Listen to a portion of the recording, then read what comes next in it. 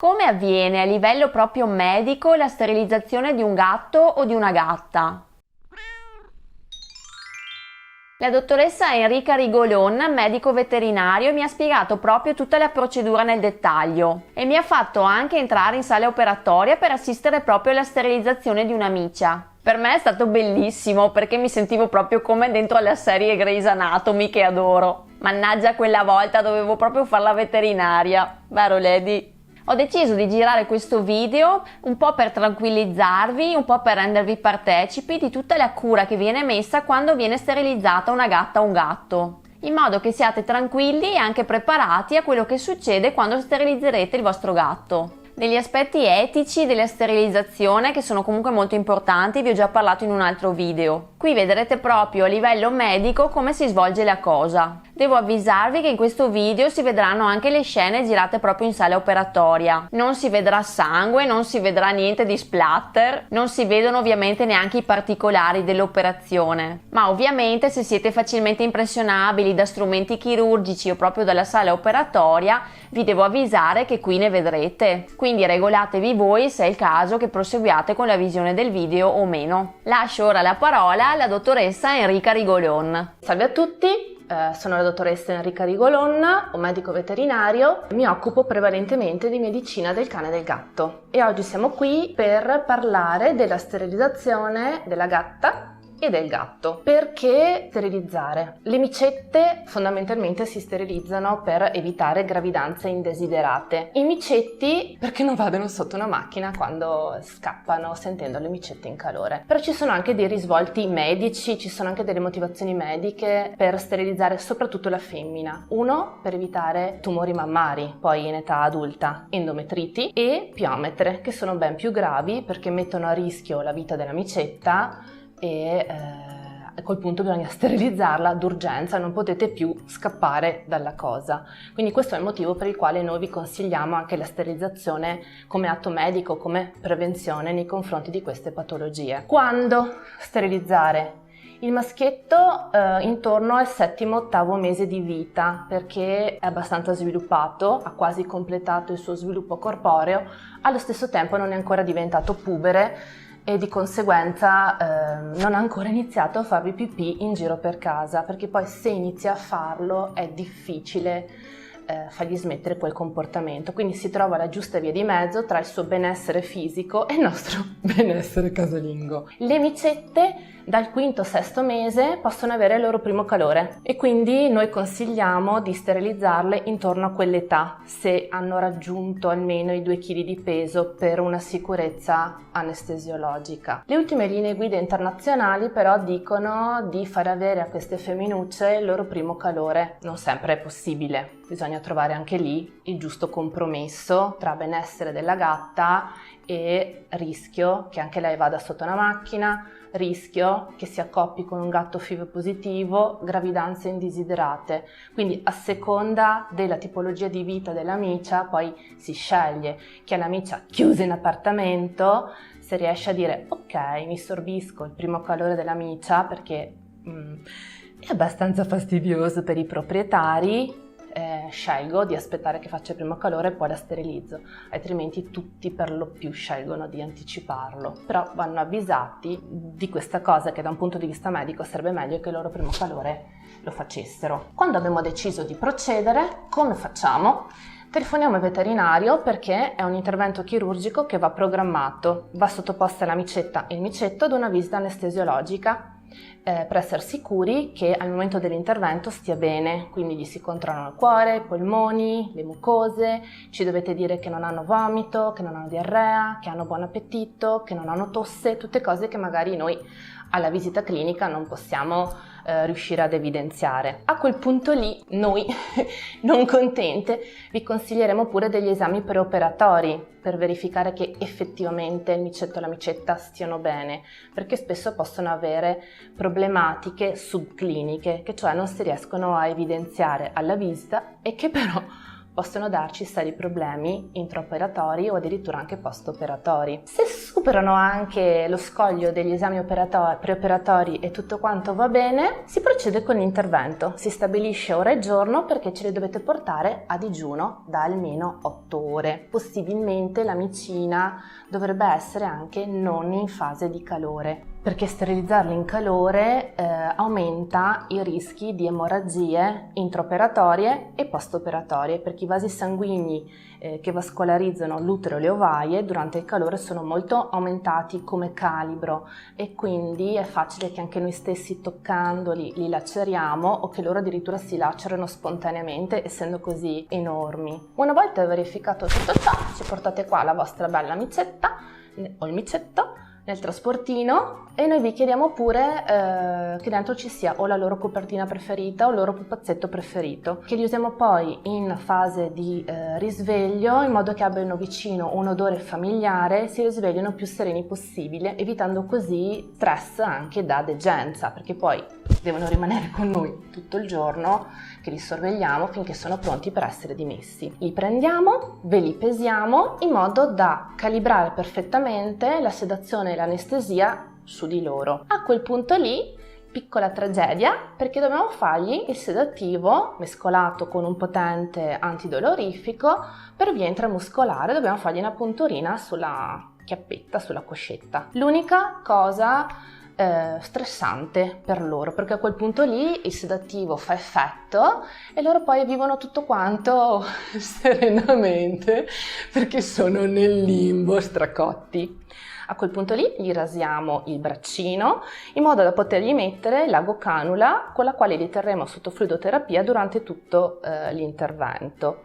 E attraverso questa agocanula gli faremo un anestetico generale che li farà addormentare completamente, in modo che possiamo poi intubarli senza che se ne accorgano, senza che abbiano nessunissimo tipo di fastidio. Una volta intubati, rapidamente rasiamo il pancino delle femmine, lo scroto dei maschi e corriamo in sala operatoria per collegarli al flusso di ossigeno, al flusso di anestetico gassoso, ai fluidi. E l'anestesista inizia a appiccicargli tutti quanti i suoi elettrodi perché deve appiccicarli al monitor per controllare la funzionalità del cuore, la pressione, la temperatura, i livelli di ossigeno e i livelli di anidride carbonica, perché servono all'anestesista per vedere che il micetto e la micetta stiano dormendo con la giusta profondità anestetica, che non stiano dormendo troppo, che può essere pericoloso per le loro funzioni vitali, che non stiano dormendo troppo poco, perché dopo il chirurgo si lamenta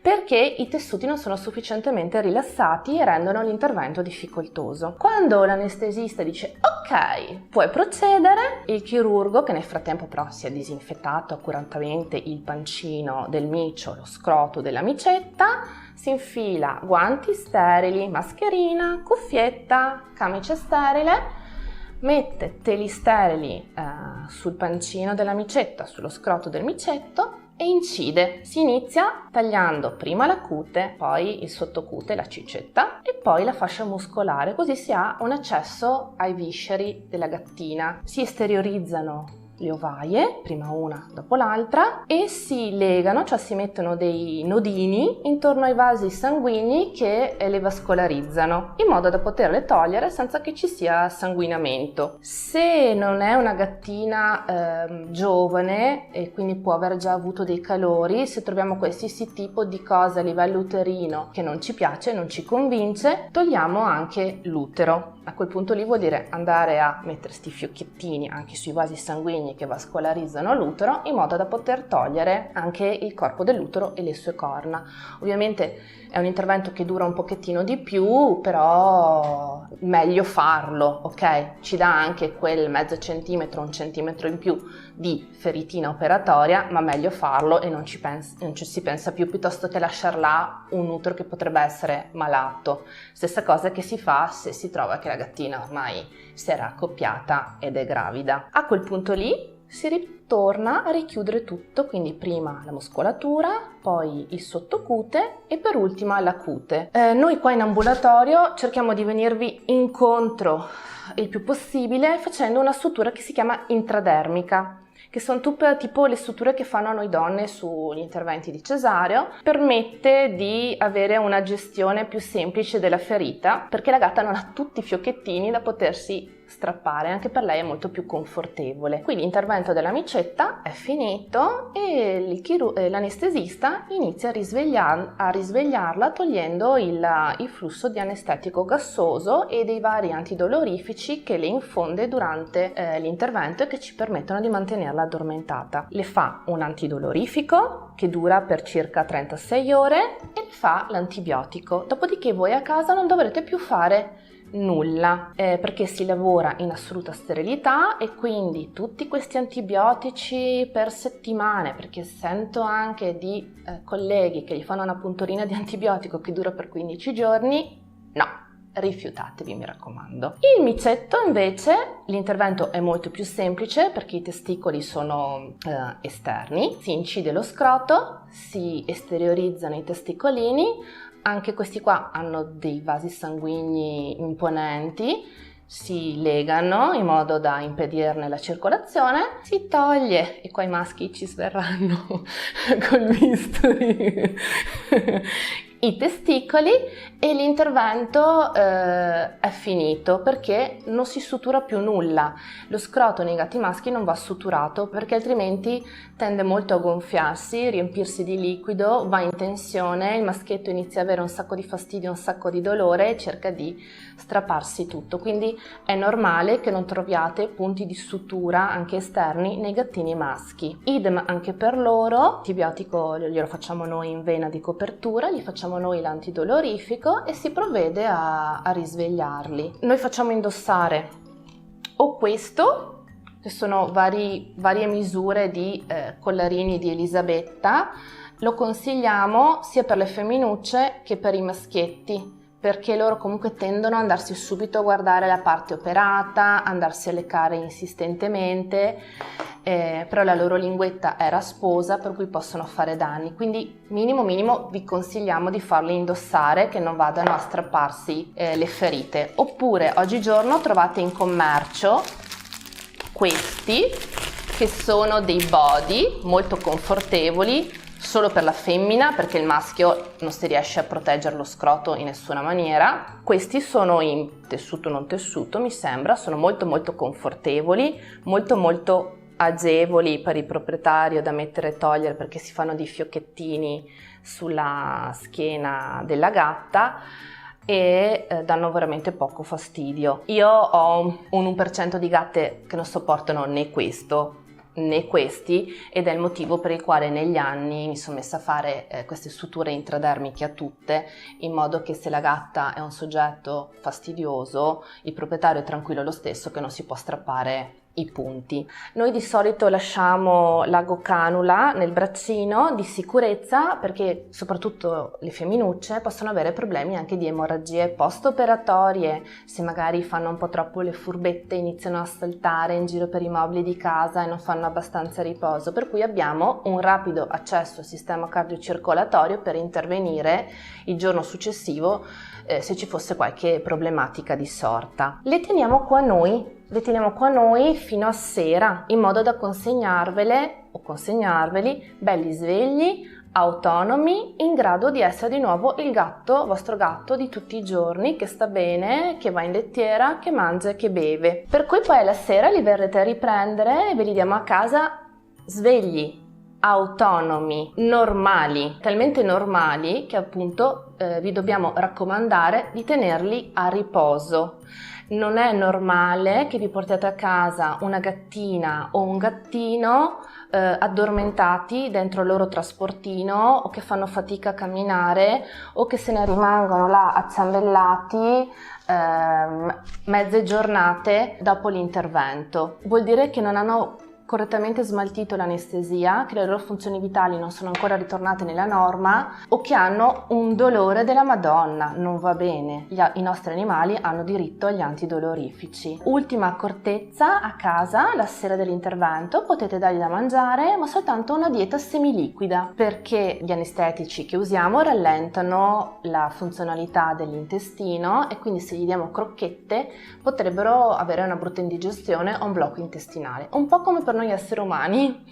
Quando veniamo operati ci danno il brodino in ospedale, un po' idem per i nostri gatti, un patè o pappa semiliquida, non la vogliono, pace, mangiano il giorno dopo. Quando voi ve li siete portati a casa dovete tenerli a riposo e chiamarci nel caso abbiate il gatto con vomito, diarrea o fosse abbattuto, vuol dire che c'è qualcosa che non va, vuol dire che c'è qualche complicazione e dovete portarcelo ad un controllo. Non soltanto se vedete che tipo la feritina nelle femmine perde l'aspetto roseo, pulito, sgonfio che aveva al lato delle dimissioni, chiamate il vostro veterinario per avvisarlo, perché fra le varie complicazioni di questi interventi, come le emorragie, ci possono anche essere le infezioni delle ferite, perché la pancia delle nostre gatte a terra appoggia, oppure possono essere andate a leccarsi e la loro bocca non è sterile. Per i maschietti, siccome non li possiamo medicare, ogni volta che vanno in lettiera, se siete a casa o almeno un paio di volte al giorno, abbiate l'accortezza di andare a controllare che sullo scroto non si siano appiccicati dei granellini di lettiera, perché essendo la ferita comunque un pochettino umida, finché non si asciuga è quello che può capitare. Dovete andare lì a disinfettarlo in modo da asportarli, altrimenti impedisce la cicatrizzazione e crea infezioni. Se avete dubbi, ho saltato qualche passaggio che vi può interessare, scrivete sulla pagina Facebook di Micio Gatto e possiamo chiarire ulteriori dubbi. E con questo credo di avervi detto tutto. Grazie. Ringrazio ancora la dottoressa Enrica Rigolon per la sua disponibilità e gentilezza e potete trovarla anche nel gruppo Facebook di Micio Gatto se avete altre domande o se volete altri chiarimenti o rassicurazioni sulla sterilizzazione. E vi chiedo anche se volete scrivermi qui sotto degli altri argomenti che vi interessano particolarmente, perché la dottoressa si è resa disponibile per girare altri video assieme. Quindi se avete curiosità a livello medico sulla salute e il benessere del gatto, scrivetemi qui sotto e realizzerò un video sull'argomento. E mi raccomando, iscrivetevi al canale YouTube di Micio Gatto premendo su iscriviti qui sotto e anche sulla campanellina rossa, così vi arrivano le notifiche per tutti i nuovi video che pubblicherò. Per oggi è tutto, ciao amici gatti e amiche gatte!